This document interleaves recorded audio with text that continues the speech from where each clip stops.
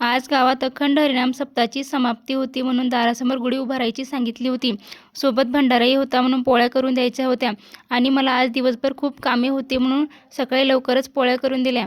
पोळ्या झाल्यानंतर घरात राहिलेली छोटी-मोठी सर्व कामे करून घेतली आणि मनूला अंघोळ घालून झोपी घालून दिले.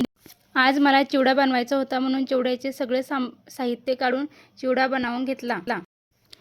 नंतर मला डाळीचे लाडूही बनवायचे होते आणि मनूही झोपलेली होती म्हणून हातासरशी तेही बनवायला घेतले. पण अर्ध्यातच मनू उठली. मग मनूचा मेकअप करून तिला खेळी लावून माझे राहिलेले लाडूही बनवून घेतले. संध्याकाळच्या वेळी चहाची वेळ झाली होती. चहा घेतला